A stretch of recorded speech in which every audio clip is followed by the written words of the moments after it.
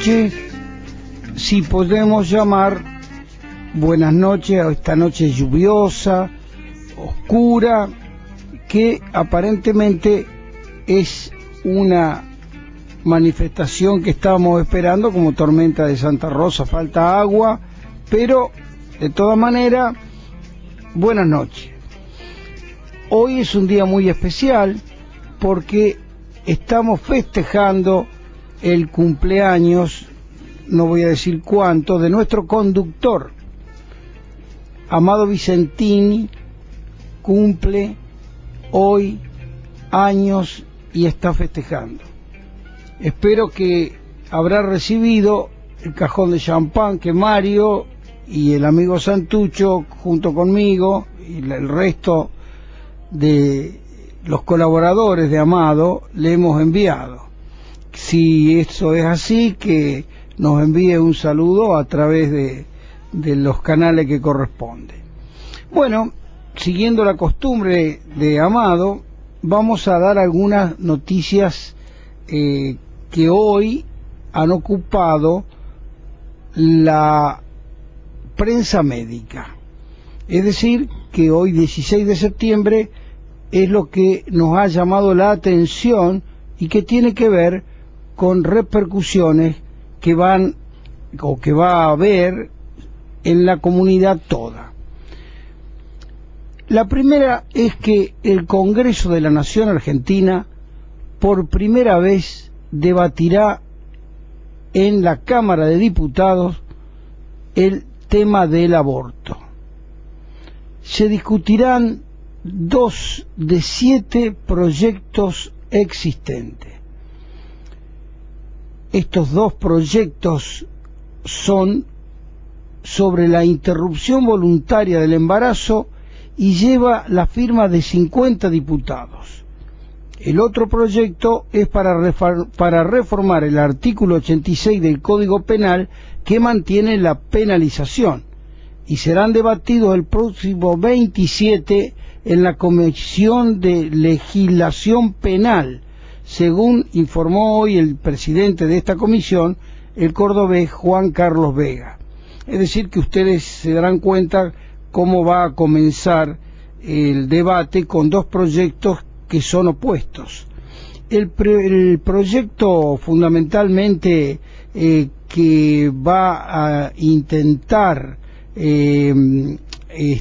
conseguir la despenalización, pero no solamente eso, sino que busca un derecho al aborto legal, seguro y gratuito, está firmado por los diputados Adriana Puigros, Diana Conti, Héctor Recalde y Adela Segarra del Frente para la Victoria, María Luisa Storani, Néstor Castañón de la Unión Cívica Radical y Cecilia Merchán y Victoria Donda de Libres del Sur, Claudio Lozano del Frente Amplio Progresista y Martín Sabatella de Nuevo Encuentro junto con Lisandro Viale del Partido Socialista.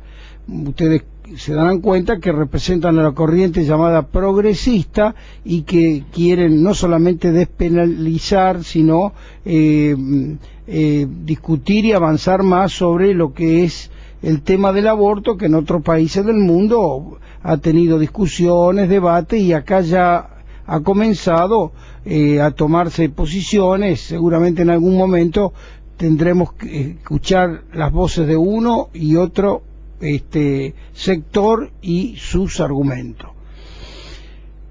El otro tema que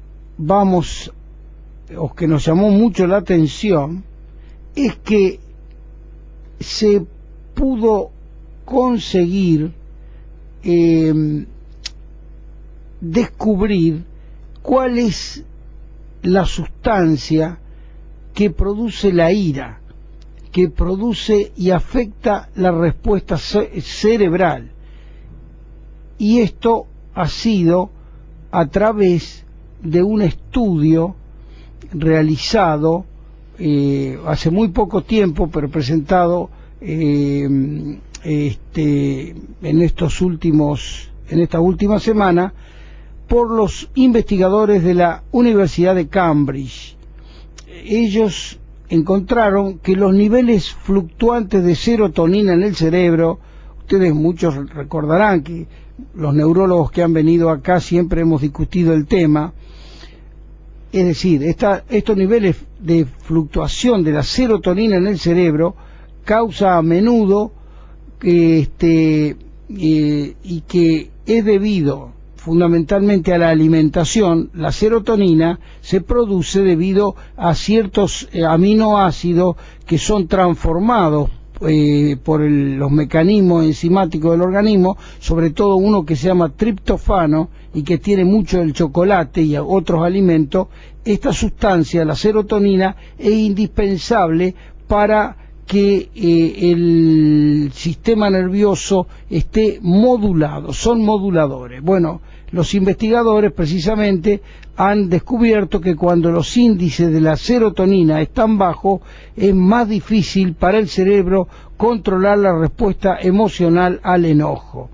Esta sustancia, la serotonina, se vinculó anteriormente con las agresiones, con la ira, con una serie de reacciones, pero nunca había sido podido demostrar a través de estudios con resonancia magnética y otra serie de estudios químicos, esta situación que ahora ha sido publicada y que va a dar lugar a la profundización y probablemente al uso de medicamentos que controlen estos estados que no solamente pertenecen a enfermedades de tipo psiquiátrica, sino que también pertenece a la reacción común, normal, que los seres humanos tenemos ante situaciones que nos provocan ira, que nos provocan indignación. Bueno, la serotonina ya se sabe que es el mediador químico que regula y modula precisamente la reacción del cerebro humano para controlar a sí mismo esta digamos manifestación primaria. Y finalmente la otra noticia importante que queríamos dar es que nos encontramos en la semana de la detección del cáncer de próstata. Ustedes saben que el mes de septiembre ha sido elegido por generalmente los urólogos que hacen oncología para la investigación, y están haciendo en este momento en Buenos Aires y acá también una campaña de detección del cáncer de próstata a través de programas que se están llevando a cabo con una buena difusión, porque el cáncer de próstata, como todos los cánceres, ustedes saben que cuando son diagnosticados en forma precoz permiten la curación en un altísimo porcentaje.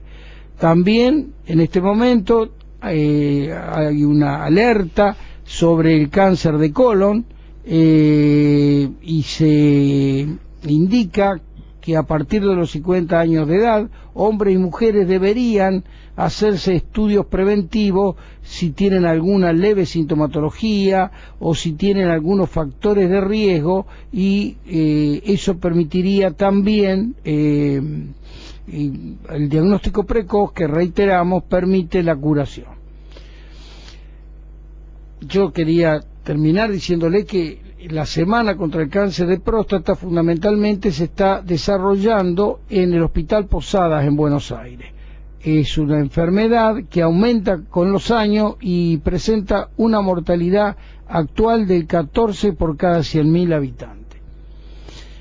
Bueno, hoy tenemos un invitado especial, y es muy especial porque es una persona que ha dedicado su vida a la docencia de la enfermería, y esto ya de por sí es algo que debe ser reconocido.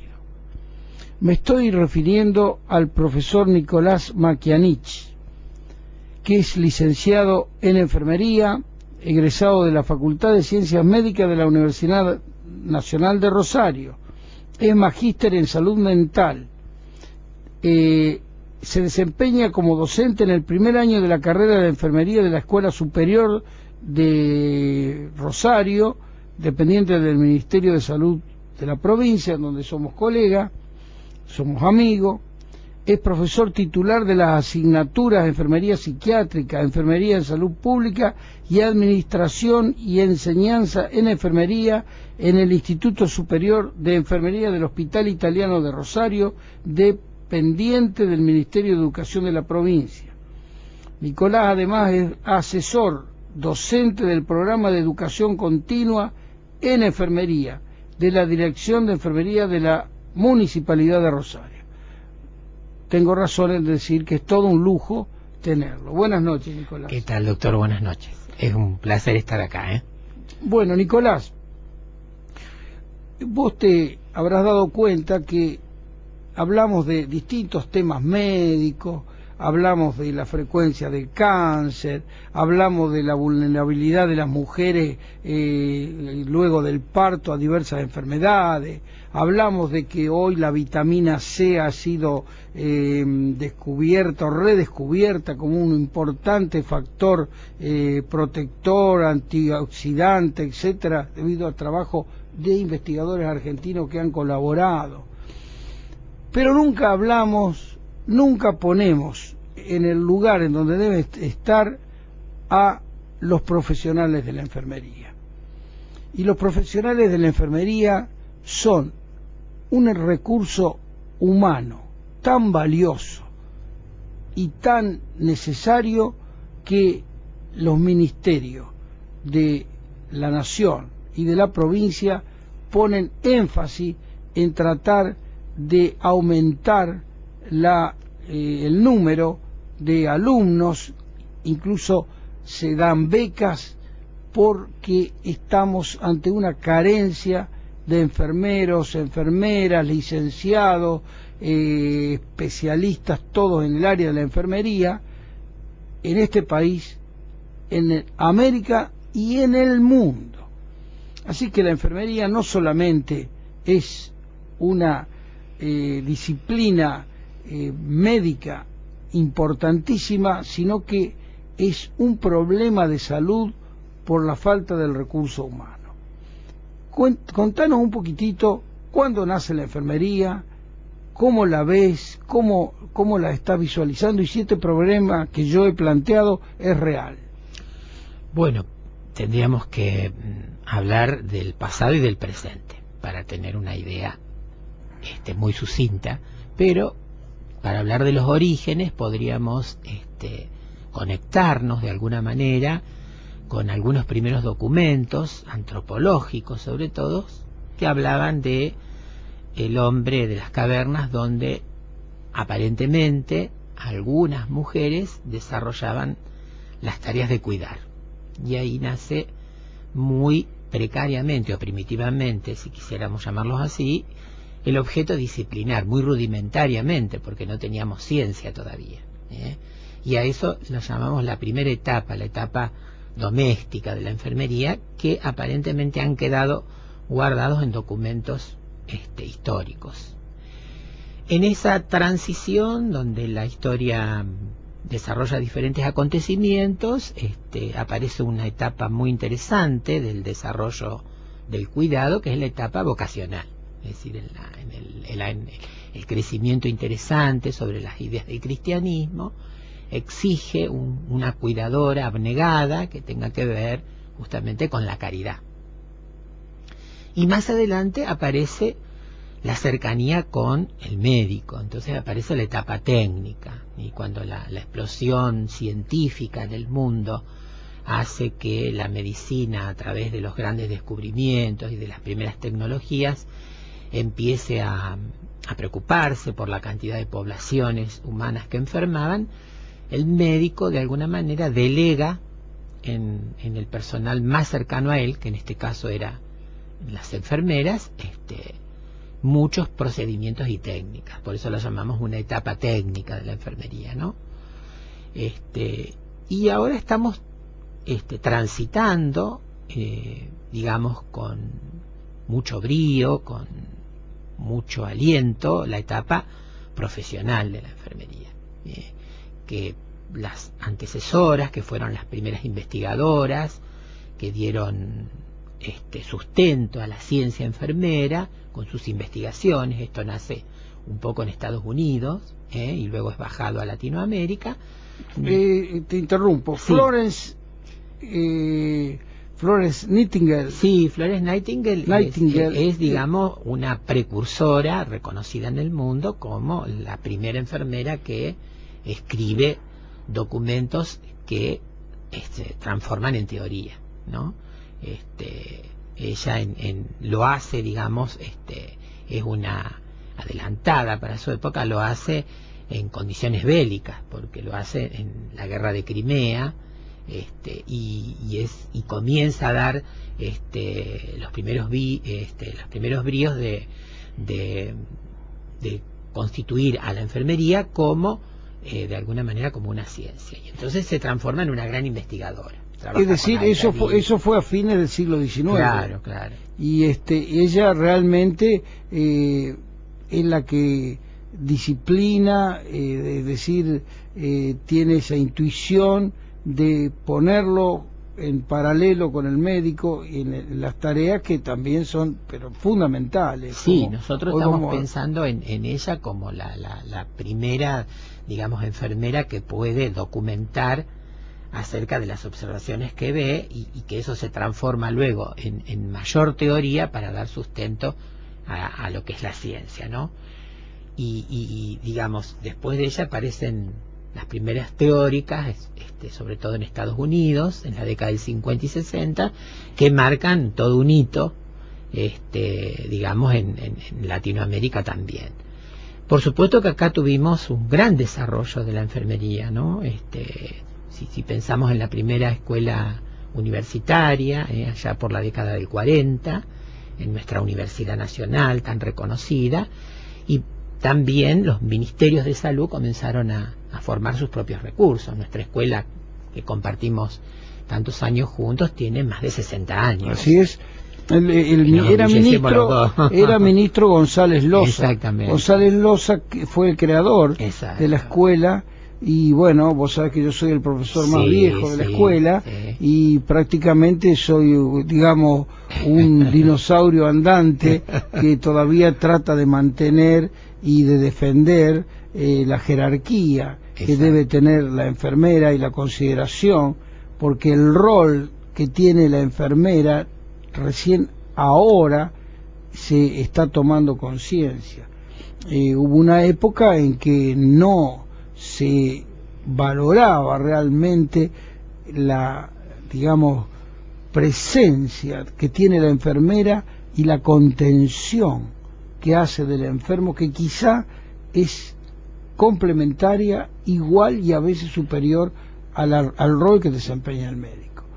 Porque el médico, en los casos fundamentales de la internación, lo ve un ratito, lo ve cuando pasa, lo ve cuando examina, pero la enfermera está continuamente, y es la que tiene... Te estoy robando, sos vos el que... Pero te quería comentar algo.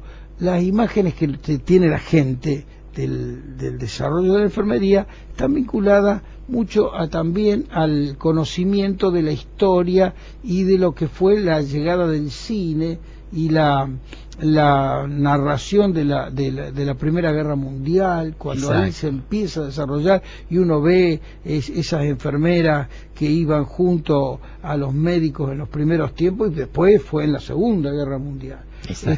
Contanos. Y bueno, de todo eso podríamos resumirlo en el imaginario social, es decir, en esas representaciones, en esos esquemas que posiblemente sirvieron para pensar una enfermería supeditada, de alguna manera, o subordinada a la ciencia médica. Pero si hacemos un salto en el vacío, estamos pensando ahora en una profesional crítica, en una profesional que usa la observación en forma permanente, que puede anteponerse a posibles complicaciones o a riesgos potenciales. Estamos pensando en una profesional o en un profesional, digamos, de alguna manera completo, que de alguna manera trabaja con las categorías de prevención y promoción, que puede tomar decisiones acerca de su propia práctica, los puntos de derivación, que trabaja en redes, por ejemplo, en comunidad, que es tan importante, ¿no? Estamos pensando en un profesional que tiene bases de sustentación de otras disciplinas, como es la psicología, la antropología, la sociología, la filosofía, la ciencia médica, y que construye también sus propios saberes. Por eso decimos que es una disciplina y que es una ciencia. Es una disciplina porque su objeto disciplinar formal es el cuidado de la salud humana de las poblaciones, ¿no?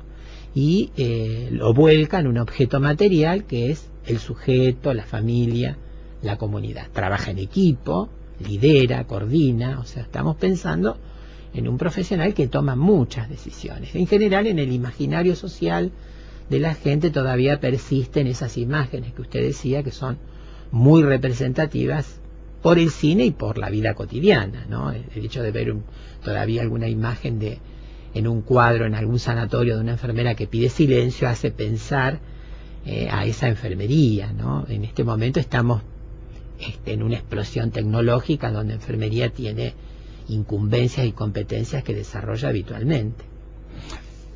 Yo te puedo asegurar que mis alumnas, que en este momento nos están escuchando, saludo a los chicos y a las chicas, a todos los alumnos, realmente están no solamente comprometidos con una vocación, que es una vocación de servicio, porque no podés ser ni enfermera ni médico si no tenés una vocación, y la vocación es el servicio a la gente, el servicio al hermano.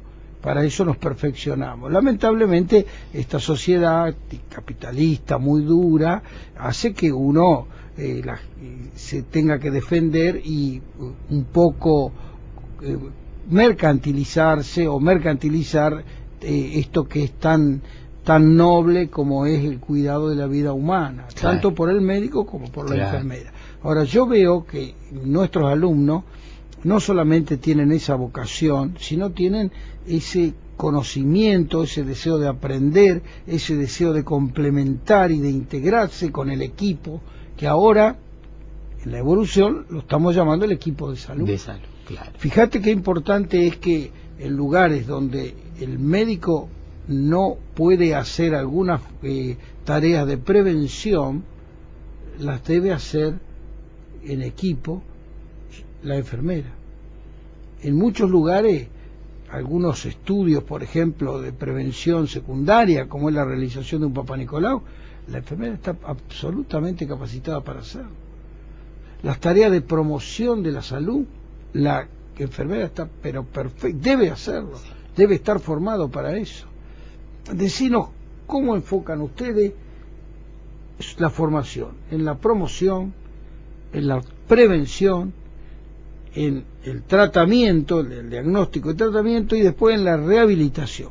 ¿Cómo ubican a la enfermera en cada uno de estos grandes capítulos en que se divide la medicina actual? Bueno, nosotros estamos iniciándonos en el desarrollo de una nueva currícula. Y en ese sentido, digamos, estas categorías que son fuertemente pensadas y desarrolladas están atravesando esta currícula. Entonces estamos pensando en una enfermera que lidere, porque en general estamos viendo que la lideranza ha comenzado mucho desde la enfermería comunitaria, que lidere, digamos, estas capacidades. Nosotros pensamos en una enfermera, sobre todo, que pueda trabajar en equipo y que pueda vincularse, ¿no? Donde el eje, digamos, las relaciones terapéuticas pasan por el establecimiento de los vínculos, y eso conforman los cuidados, y eso lo vamos a ver en todos los niveles de prevención. Vamos a escucharlo a Santucho, que siempre nos trae buenas noticias. ¿Llegó algún agradecimiento, amigo Santucho, de la caja de champán que le mandamos? Está festejando el doctor Amado, está festejando. No sé si se va a hacer algún minuto para establecer contacto con nosotros, pero lo dejamos que festeje. Dice que está en muy buena compañía. Esperemos que el martes traiga algo. Es su costumbre, es la costumbre y que ya le impuso con los demás integrantes del programa, porque prácticamente se vio obligado el doctor Ferriño a venir también con sus masas y con su botella de champán. Esperemos que cumpla prontito nuestro amigo Amado. Felicidades, Amado. Le tengo fe. Feliz cumpleaños, Amado. Feliz cumpleaños. Le tengo fe. No va a venir con las manos vacías. Estamos con el profesor Nicolás Macchianich.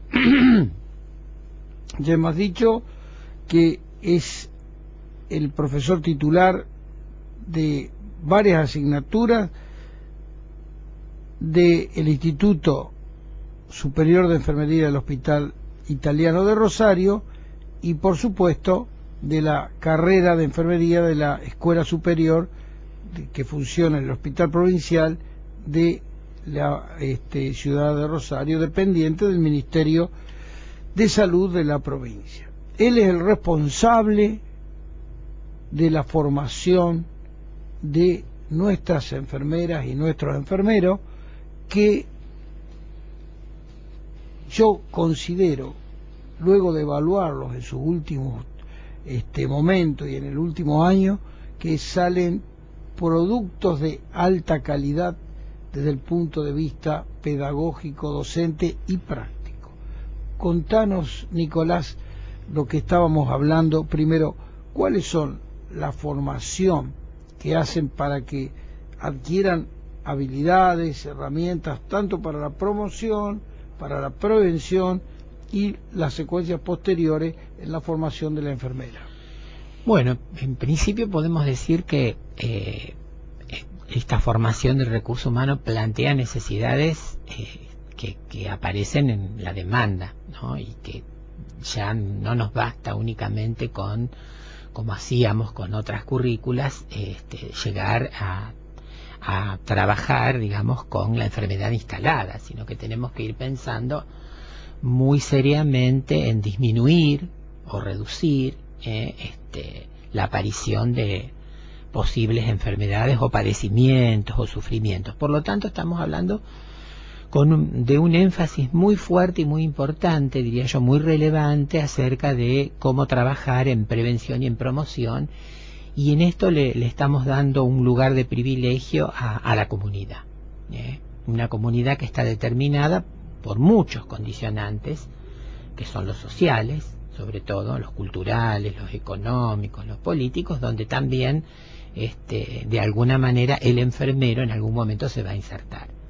Entonces estas herramientas que nacen, por supuesto, desde las bases epistemológicas, hacen pensar que hoy en día un enfermero debería enfatizar mucho esto y generar de alguna manera una polivalencia útil, ¿no? Tanto en el momento de prevenir y de promocionar, como también en el trabajo en los otros niveles, en el secundario y en el terciario. La idea es que las currículas ya en el mundo están planteando la necesidad de preparar enfermeros que trabajen mucho con las comunidades, con los padecimientos y sufrimientos, con las demandas muy grandes que existen. Ya no tenemos todas las enfermedades como propiamente dichas, sino que vamos a ver muchos fenómenos sociales como la violencia doméstica, las crisis de subjetivación, ¿verdad?, el abuso en el niño, que presentan oportunidades para ir detectando de alguna manera todos esos determinantes y poner en práctica con antelación la prevención y, si se puede, la promoción, de manera que ya las currículas tanto de medicina como de enfermería deberían perfilarse. Nosotros estamos muy flamantes en este sentido, pero con muchas expectativas. Estamos con la primera promoción que ha cambiado de currícula, generada en el Ministerio de Salud, por cierto, y estamos evaluando este tránsito. Recién estamos haciéndolo en primer año, pero creemos que es una currícula que apunta a satisfacer las necesidades que se presentan en este momento en las grandes demandas.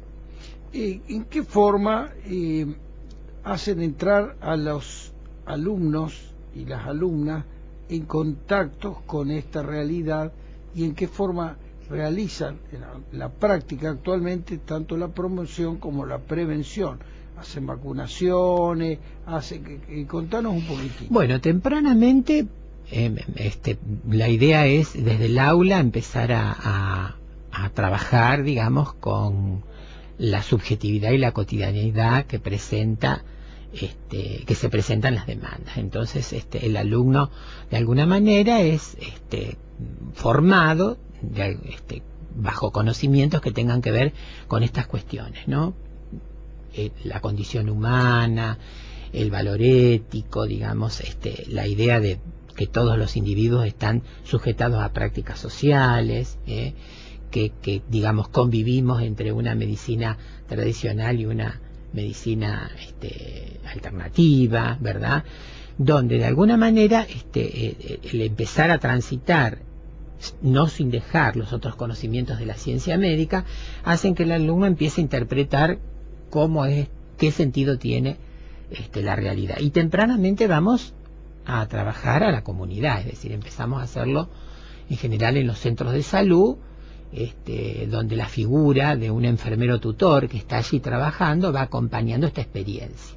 Entonces el primer contacto temprano lo tiene el alumno indagando y trabajando en la construcción de vínculos, que pensamos que es muy interesante para poder ofrecer un cuidado de calidad, cómo construir vínculos y cómo llegar a relaciones terapéuticas, para luego poder vislumbrar cómo van a ser los cuidados que necesitan las personas. Este tránsito es progresivo, continuo, evaluado de alguna manera, ¿no? El alumno lleva un diario personal donde va también narrando sus propias experiencias y vivencias, que después retomamos nosotros en lo que se llamaba antiguamente la experiencia de la postclínica, del trabajo práctico, pero que ahora, digamos, este trabajo en equipo, esta participación con otros que están trabajando, con otros enfermeros, con otros médicos, con los trabajadores sociales, merecen el título de la clínica ampliada. Contame un poco cómo es el libro personal o ese libro del enfermero que lo lleva, porque te voy a decir que esto me ha provocado un poco de emoción a mí, porque mi padre era profesor, y cuando era profesor del Colegio Nacional, y a sus alumnos era un profesor que había roto los cánones clásicos de la enseñanza. Él llegaba al ser humano y él había implantado en sus alumnos un cuaderno que le llamaba la bolsa de las cosechas diarias, bueno. En el cual los alumnos día por día debían contarle sus experiencias, sus vivencias. Eran todos jóvenes alumnos, sus problemas, y él periódicamente revisaba los cuadernos y después en forma personal los ayudaba, les enseñaba, ponía énfasis cuando un alumno no progresaba realmente, y iba al cuaderno para saber qué pasaba, y realmente era una experiencia muy buena. Y eso que me estás contando es muy similar. Apelamos a aquellas estrategias educativas más innovadoras, desprendiéndonos, despojándonos un poco de las teorías educativas tan tradicionales, y buscamos de alguna manera otros recursos didácticos que nos ofrezcan a nosotros la posibilidad de ir acompañando al alumno y reflexionando acerca de la práctica. El alumno es puesto en intersubjetividad, es decir, su propia subjetividad con otros, y no hay mejor material humano que poder analizar cómo son estas vivencias, estas representaciones, para poder fortalecer el trabajo práctico. Es básico, porque vos viste que la currícula de medicina se ha modificado. También, sí. La forma de encarar la enseñanza en el mundo, pero también acá en la Argentina ha sido pionera Rosario, es a través de la enseñanza basada en problemas. Por ejemplo. Es decir, el problema, pero evidentemente primero hay que conocer muy bien los contenidos de la patología, los contenidos, es decir, conocer lo básico. del funcionamiento, debe ser una cosa integral, holística, para recién después poder aplicar el conocimiento a la medicina basada en problemas, a la enseñanza de la medicina basada en problemas. Sí, y esta idea también se piensa en esta formación, tratando de hacer relevantes los cuidados autónomos, aquellos que son pensados desde la propia disciplina o ciencia enfermera, ¿no? Y también en los cuidados en colaboración, lo llamamos a otro, que es el trabajo con el equipo. En este sentido, pensamos que el alumno no debe, preocuparse, que esa está mucho en el imaginario social, por saber hacer tantas habilidades, ¿no? Sobre todo estas habilidades técnicas y procedimentales que son muy conocidas por todos, sino que esas habilidades también son habilidades de soporte, actividades procedimentales de soporte, que convergen en lo que nosotros consideramos que es el cuidado, ¿no? Un cuidado que vigila mucho la perspectiva holística de las personas, que lo ubica en un contexto social, político, económico, es decir, una práctica reflexionada.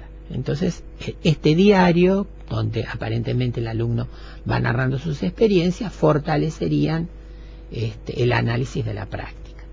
Y la parte práctica, ¿en dónde la realizan? ¿En las unidades ahí, decir, en los centros? Sí, en este momento, en primer año, estamos haciendo experiencias en centros de salud provinciales y municipales. Este año nos hemos acercado a eso. Y, por ejemplo, la enseñanza del abordaje de las vías, claro, bueno, eso digamos, son inyectable, está bien, que es básico, sí, si no, de ahí partimos para adelante. Lo interesante de esto es que no las descontextualizamos, sino que la ubicamos como actividades de soporte y las incrustamos en la idea del cuidar, porque todas esas cuestiones van a estar soportadas desde un organismo, ¿no?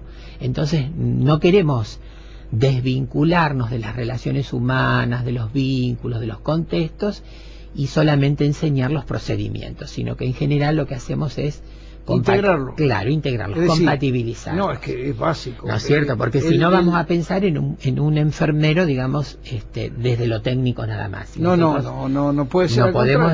Te estoy diciendo, justamente, mi opinión es que la persona que más está con el paciente, que más lo siente, más cercana, es precisamente ese enfermero o esa enfermera que está 6, 8 horas en un turno y que permanentemente va, que le hace los controles vitales que tiene que conocer por la enseñanza que ustedes le dan, está con poder de evaluar, de resolver, etcétera, pero además la parte humana, eso se integra, y no es solamente una persona que viene a colocarle un inyectar, no, tiene que integrar, estamos cambiando esta cuestión. Eso es fundamental. Y también debería hacerlo la medicina, ¿no? En esta noción de órgano, empezar a pensar que los seres humanos son más que órganos, sino que somos... Es una integridad. Claro, justamente. Cuerpo y alma. Exactamente. Y eso tiene profunda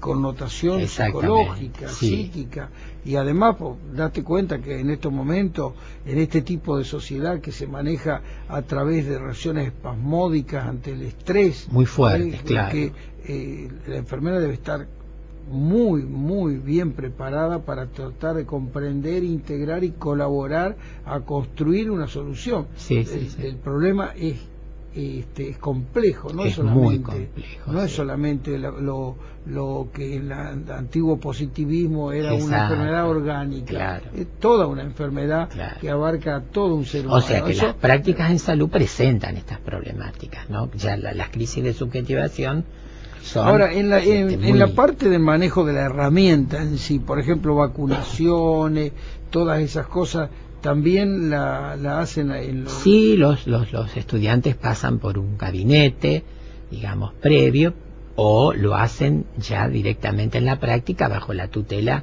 de la figura que nosotros adoptamos, que es el enfermero tutor, que es aquel que con su gran experiencia de trabajo y de profesión acompaña esta práctica, ¿no? Siempre también bajo la supervisión de los docentes. Pero bueno, esta práctica se ha abierto mucho en cuanto a los escenarios que presentábamos, ¿no? Antes estábamos más dedicados a la enfermedad y ahora estamos invirtiendo muchos conocimientos que faciliten la comprensión de la prevención y la promoción. Entonces, tempranamente empezamos a trabajar. Estas actividades que usted menciona continúan en segundo año, cuando los alumnos hacen cuidados de salud, cuidados de enfermería en la salud del adulto y del anciano, donde se tienen conocimientos también de farmacología, de dietoterapia, por supuesto, ¿no? de sujeto y de todas las otras ciencias como son la psicología. Eso se va complementando. En tercer año, digamos, los estudiantes ven a la madre y al niño, y complementan, digamos, su práctica con aquellas asignaturas que tienen que ver con lo metodológico, ¿no? Con la gestión del cuidado. Yo creo que estamos, yo no quiero decir la palabra desafío porque, bueno, es muy utilizada, sino que estamos ante un reto, digamos, interesante en la formación de los recursos enfermeros y ante una problemática que es su carencia. Exactamente, estamos en una situación realmente preocupante. Hay una falta de enfermeras y enfermeros en todo el país. Sí. Quizá en los grandes centros no se note porque son egresadas de acá las chicas, los chicos, y consiguen rápidamente insertarse laboralmente, pero hay lugares, hay regiones donde no hay enfermeras. Exacto. No hay enfermeros, y no solamente en nuestro país, periódicamente vienen los pedidos de otros países. También, ¿qué me puedes decir de eso? ¿Cuáles son los países en más crisis? ¿Cómo son los enfermeros y las enfermeras en otros países? Yo no sé si hay un país. Yo creo que la carencia o la ausencia de enfermeros es mundial. Y por supuesto todo tendrá que ver con la regulación de las leyes de trabajo, las políticas en salud acerca de la formación de los recursos. No sé si hay específicamente. Tendríamos como una apreciación de que en Latinoamérica aparentemente se profundiza más, pero vemos que también en Estados Unidos y en otros lugares de mayor desarrollo existe carencia de enfermeros, o sea que de alguna manera esta idea es mundial, no la podemos pensar en forma local. Bueno, Nicolás, has hecho un raconto muy sucinto de todo lo que nosotros realmente vemos que lo están haciendo. Y importante es que la comunidad, la gente, sepa cómo se está haciendo, cómo se están formando esas enfermeras que después lo van a atender o lo van a guiar en eso que es la promoción y en la prevención de la salud y la enfermedad.